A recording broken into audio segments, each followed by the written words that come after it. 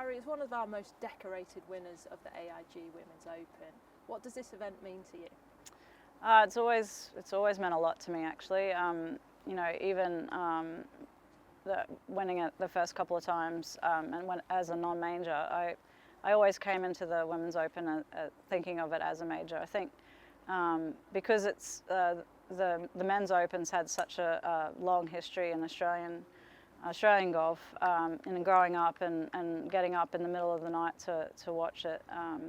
You know, for me, it was, you know, playing in a Women's British Open was always as important as any of the majors that we played. And you know, in 2001, it becoming a major, I think was long overdue, and the tournament's only grown a lot since then. You know, we started playing the Old Course and Carnoustie and Troon, places where, you know, women's golf had never been played before. So it's very special to be back here. I was looking for my yardage book from 2013. I missed the cut when I played in 2013, and I was like, next time it's here, I won't be playing golf again. So I won't be, you know, playing again. So I threw it out, so I couldn't find it. But it is good to be back here. I wouldn't have thought, you know, 11 years ago I'd be teeing it up here again. Yeah, so your decision to come back, was that mainly based on getting your own back on the Old Course, or just coming back here? I just think this will be my last opportunity to compete at St Andrews. So, you know, even if it's on the road or before I'm 60, you know, these girls are too good for me to be trying to tee it up when I'm, you know, 56, 57. So, you know, I didn't think I'd be playing professional golf at 49. So, yeah, I'm just looking forward to having a good time out there as much as you can with the weather forecast. But, you know, just see what happens. And talk to me about links golf. You're, in my opinion, one of the best players we've had in that area. What's the keys to playing links golf well? I think what I love about it takes me out of my technical mind and gets me being more creative and hitting shots that you don't normally hit. And it's, you know, I don't think judging the wind is as precise as it can be on other golf courses. I think here it's just all feel and visualizing different shots. And, you know, and here at the Old Course too, I think it's knowing that you can hit it in the rough, you know, aiming at the rough on purpose as you miss off the tee, because that gives you the best angle into the greens, and it's just trusting that that's what the game plan is that day for that hole, because the next day it could be, you know, hit and driver off the tee and you know, hitting it way down there because it's playing downwind. And it's exciting for me to see that one of our Hall of Famers still has that glint in her eye when walking into St Andrews. What is it about this place? Yeah, you know, I've not figured the golf course out, so I wouldn't say it's a course that I'm in love with, because I think I could play it 100 times and still not think I have the keys to how to get around here really well. But I just think when you make the loop at the back end of the course and you head back into the town, I think the town of St Andrews is just so cool, and the backdrop of the town all the way into the 18th is just it's just a wonderful setting. And I think part of it is just the history of the game here at the Old Course. That, I don't know, it just makes it feel different. And you've been part of many historical moments in our women's game, and you've given so much back to the Australian golfers. You must be incredibly proud of the prodigies that have come through and the major champions since you were one. Yeah, you know, it's great to see. I think Australian women's golf is as healthy as it's ever been out on tours around the world. You know, I think we've probably had similar numbers at times on the LPGA, but the depth of the numbers that we have on tour, I think all of those girls are very capable of having you know, really great careers and winning tournaments and winning majors. And that's exciting for me to see. And what I love too is that they're all great friends, and they're all there to support one another. And I think that's really important when you're out here for many years, that you have a great group of friends like that. And when you were a child, you went to watch Greg Norman play in the 1986 event down in Australia, and you said to your parents that you were going to be a pro golfer. Looking back, You think you've done all right? Yeah, definitely the dream of all dreams, for sure. I don't think my dreams ever went as far as my career ended up, so I feel very fortunate for that. I'm very fortunate to be here right now. Yeah, I'm loving being here. Thank you very much, Karrie. All right, cheers. Do you mind if I ask 2 more questions? Yeah, we can. Just on your memories of the 3 victories that you had, any standout moments? Yep. There were 3 quite different victories as well. Yeah, different courses, yep. So if you could take maybe a few sentences on each of the 3. Yep.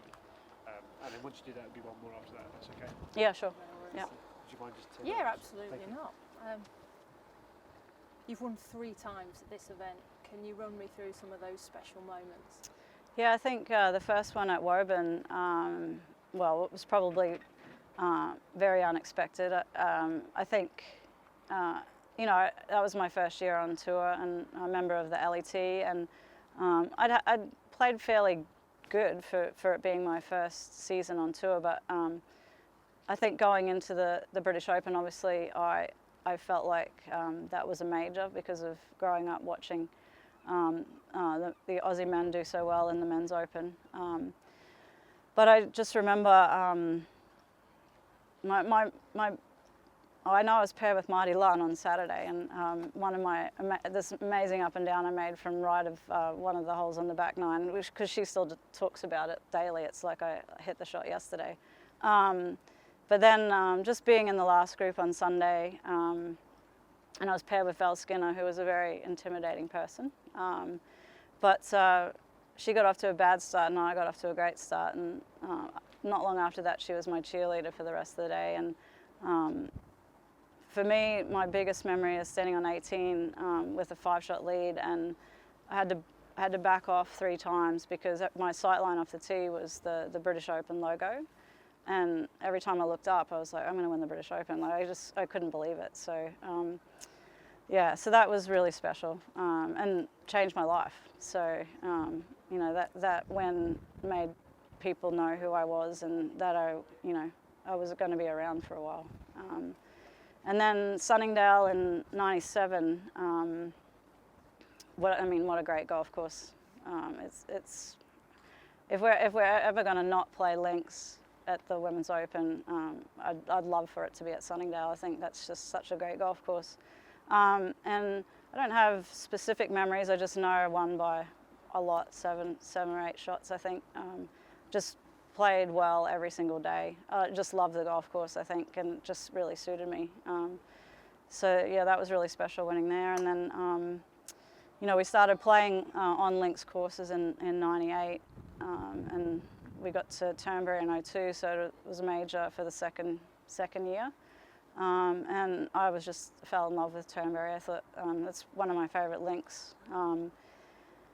And had an up and down week. I think I started quite a few shots back on Sunday, but the weather was pretty iffy at the beginning of the day, and I just knew if I got off to a good start that I could, you know, be close to the lead by the turn, and that's what happened. And just played a really great final round. And I think I was a couple of groups ahead of the leaders, but when I holed out on the last, I had won. I didn't have to wait for the leaders to get in. So just a really great final round of a major. I'm going to ask my question. What's it like to win the AIG Women's Open? Yeah, very special. All 3 times have been amazingly special to me, and I think you know, winning at Turnberry as a major was sort of just made that a little bit more special just because of the venue, and also it being recognised as the importance of the event. And then the last question would be the evolution of the championship. Sort of like in '95, what the championship looked like, what the players were like compared to today. That's okay for you. Yeah. Sorry, is that right? Yeah, no, Yeah. absolutely. How do you reflect on the evolution of this championship? Yeah. And how do you reflect on the evolution of this wonderful championship? Well, from when I first played it in '95, '95 it was an LPGA sanctioned event, but not all the LPGA players came over to play it. It wasn't a major, you know. So the buy-in from the LPGA wasn't there as much. To you know, in the next few years when they started playing links and you know, the LPGA players came over.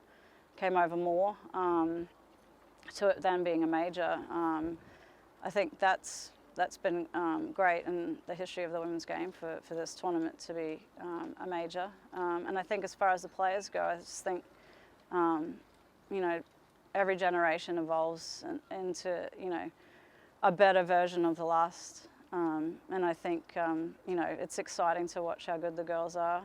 And I think it's probably just deeper, the field, than when I played in '95. You know, there's so many girls that, you know, you could say the favourites for this week and none of them be up there, and, you know, 5 or 6 names that no one's ever heard of, except for if you're out on tour and you know how good they are. Is that everything? Do you believe you can win it? Oh. There's always lightning in a bottle, but a lot would have to go right, I believe.